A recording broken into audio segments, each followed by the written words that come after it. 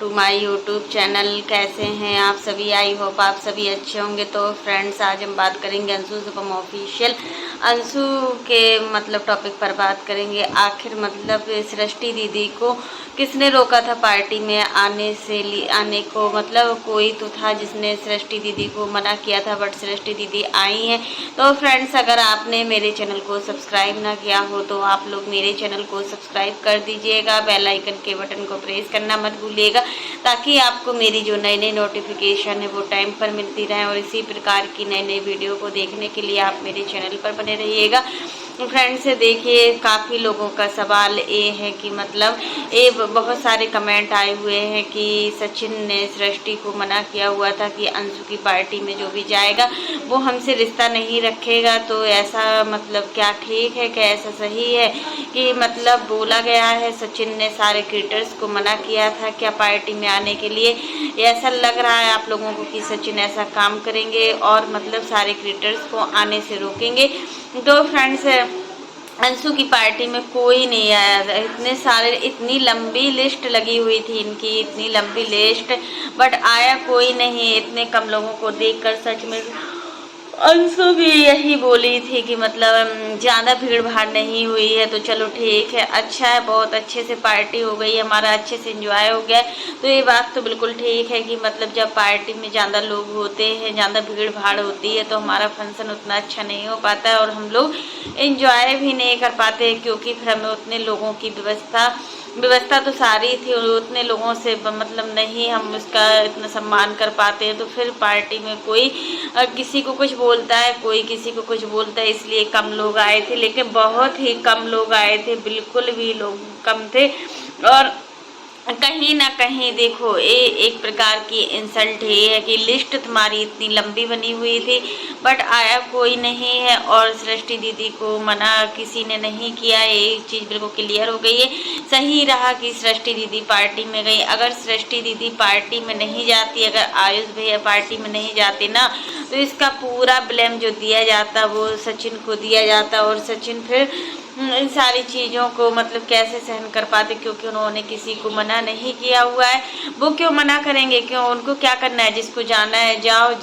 अगर सचिन एक बार मना भी करते सृष्टि दीदी आयुष भैया को, तो शायद सृष्टि दीदी नहीं जाती, क्योंकि सृष्टि दीदी और सचिन के जो रिश्ते हैं ना, बहुत ही अच्छे हैं, बहुत ही अच्छे लोगों के रिलेशनशिप है, तो शायद वो नहीं जाती। बट सचिन ने किसी को मना नहीं किया हुआ है। और काफ़ी लोगों का कमेंट ये था कि जगत दीदी भी आ रही हैं पार्टी में, तो जगत दीदी तो पार्टी में कहीं नहीं दिखी है और अंशु ने शायद इनवाइट नहीं किया है, जैसा भी हो, बट जगत दीदी नहीं दिखी है। बहुत लोगों ने ऐसा थंबनेल में डाला हुआ था कि जगत दीदी अंशु की पार्टी में आ रही हैं और पहले सृष्टि दीदी भी बिल्कुल उसी टाइम पर आई हैं। पहले से कोई भी नहीं आया हुआ है, पहले से इनकी बड़ी मम्मी खुद की नहीं दिखी हुई है। आखिर कहाँ है बड़ी मम्मी?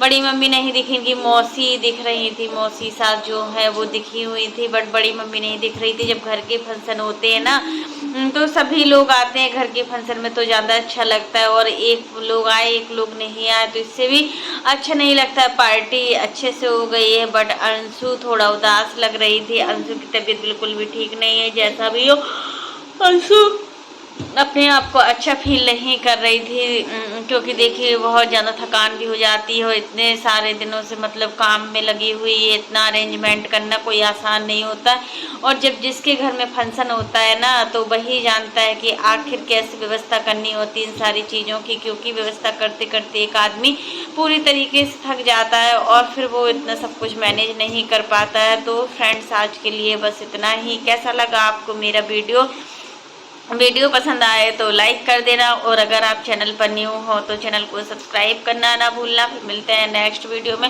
और फ्रेंड्स, आप लोग भी कमेंट बॉक्स में ज़रूर बताना कि सृष्टि दीदी को कि आपके हिसाब से किसी ने रोका था क्या? अंशु का ऐसा कहना है कि सचिन ने ही बहुत सारे क्रिएटर्स को रोका हुआ है, बट जो इनके पंकज जीजू है उनका कहना है कि बहुत से क्रिएटर्स के घर में पार्टियाँ थी, बहुत से क्रिएटर्स किसी फंक्शन में गए हुए थे, इस वजह से नहीं आ पाए, क्योंकि कि इस समय विजय रिया के यहाँ भी इनकी सिस्टर की शादी थी, तो काफ़ी क्रिएटर्स विजय रिया के यहाँ भी गए हुए थे, बहुत से लोग गए हुए थे उनके यहाँ पार्टी में। इस वजह से देखो शादी ज़्यादा इम्पोर्टेंट होती है और शादी में हर कोई जाता है, और फिर देखो एनिवर्सरी में नहीं जा पाए तो फिर बाद में कभी भी आ सकते हैं। तो वही चीज़ है कि अंशु का देवर के साथ झगड़ा हुआ है। अभी जो हमने वीडियो देखा सचिन का, तो उसमें मतलब ऐसा क्लिकबेट थंबनेल डाला है, वीडियो के अंदर कुछ भी नहीं था कि वीडियो के अंदर कुछ भी हो, क्लिकबेट थंबनेल था कि अंशु का देवर के साथ झगड़ा। तो लग भी रहा था जैसे अंशु का देवर के साथ झगड़ा हुआ हो, क्योंकि देवर देखिए एक अपोजिट साइड में खड़े हुए थे और अंशु शुभम वो तो भाई की पार्टी थी इसलिए इनको जाना बनता था, नहीं तो वो जाते भी नहीं। भाभी से तो इनकी एक नहीं बनती है, क्योंकि जितना मुंहफट अंशु है, अंशु कुछ भी बोल देती है मुंह पर, वो एक बार भी नहीं सोचती कि आखिर क्या है क्या नहीं है। और फिर उनके जो देवर है सरकार, वो भी मतलब कम नहीं है, वो भी मुंह पर चुकाने वाले हैं। तो दोनों लोगों की बनती। यहाँ पर जो शुभम है इनके हस्बैंड अंशु के, वो बिल्कुल एक कठपुतली की तरह ही रहते हैं कि मतलब जैसे अंशु उनको घुमाती है, जैसे अंशु उनको मतलब इशारा करती है, वैसे ही वो अंशु की एक एक बात को मानते हैं और अंशु की हर बातों को, छोटी छोटी बातों, जैसा अंशु बोलती है ऐसा हस्बैंड तो सच में रहा पहली बार देखा है। जैसा अंशु बोलती है वैसा ही करते हैं और किसी से इनकी नहीं बन पाई। देखो पहले इनकी जो बड़ी मम्मी के बेटे थे उनसे नहीं बन पाई, आज वही बड़ी मम्मी के बेटे कर रही हैं। और देखो अपने खुद के भाई से नहीं बना पाई, जब परिवार वाले भाइयों से बड़ी मम्मी बड़े पापा की, तो सचिन से क्या बनाएंगी। और सचिन से बनाने की ज़रूरत भी नहीं है। सचिन लोग भी अब इनसे कोई भी ऐसा रिश्ता रखना ही नहीं चाह रहे हैं। वो नहीं चाहते कि जो अपनी लाइफ में जहाँ है वहाँ पर खुश रहे, सबको जीने का अधिकार है। लेकिन होती है गलतियाँ इंसान को बहुत कुछ सिखा देती हैं, बिल्कुल रियल फैक्ट है। गलतियाँ इंसान को बहुत कुछ सिखा देती हैं, सारी चीज़ें सिखा देती हैं जो हम ज़िंदगी में कभी भी सीख नहीं पाते हैं ना, वो सारी चीज़ें हमें गलतियाँ सिखा देती हैं। क्योंकि देखिए एक गलती इंसान करता है ना, तो फिर दूसरी बार वो अपना पैर बहुत फूक फूक के रखता है, क्योंकि उसको पता है कि इसमें हमें फंसना ही फंसना है और हमें इसमें कुछ नहीं मिल रहा है। तो यही चीज़ है कि अंशु अभी भी मतलब अंशु सच में प्रेग्नेंट है, 99% अंशु प्रेग्नेंट है। और अंशु की जब लिस्ट बन रही थी ना 1 महीने पहले, तब ही उसकी बातों से लग रहा था जैसे वो प्रेग्नेंट हो और बहुत बड़ा धमाल होने वाला है। थंबनेल भी ऐसा डालती थी बहुत बड़ी खुशखबरी है, ये सारी चीज़ें फिर से इन्होंने डाला हुआ है, तो इसमें कोई भी वो नहीं है। और देखो सृष्टि दीदी ने भी बोला है कि अंशु झुकना नहीं, तुम्हें ऐसे नहीं झुकना है, तुम्हें वैसे नहीं झुकना है, तुम एकदम स्ट्रेट खड़ी रहो बिल्कुल और अपनी ध्यान रखो, पहले जो भी हुआ है वो सारी चीज़ें नहीं होना चाहिए। तो अंशु को केयरिंग की बहुत ज़्यादा ज़रूरत है। इस बार अगर कुछ हुआ तो फिर क्या पता, राज फैमिली को इस बार इनके मामले में पड़ना ही नहीं चाहिए। पिछली बार का पूरा ब्लेम मनीषा को दिया गया था, मनीषा को कहीं का नहीं छोड़ा गया था। इस तरीके से अंशु ने इनकी इंसल्ट की थी ना कि हर कोई मतलब अब डरता है किसी को अपने यहाँ फंक्शन में बुलाने से पहले। अगर मतलब अंशु प्रेग्नेंट थी, उसको भी पता था, उसको नहीं जाना चाहिए था, बट अंशु गई। अंशु को खुद नहीं समझ में आता है कि वो क्या करे क्या नहीं, और एक कुंभ नहाने भी गई हुई थी। अंशु कोई बच्ची नहीं है कि कोई बच्ची हो कि अंशु चीज़ों को समझती नहीं है, वो चीज़ों को अच्छे समझती है। बट होता है ना कि काफ़ी चीज़ों का हम एक नाटक करते हैं और बहुत सारी चीज़ें हमें लगती है कि हम ऐसा कर पाएंगे या नहीं कर पाएंगे। वही चीज़ है कि अभी बच्ची है तो समझ में नहीं आ रहा है, जब बड़ी होगी तब थोड़ी थोड़ी बातें समझ में आएगी।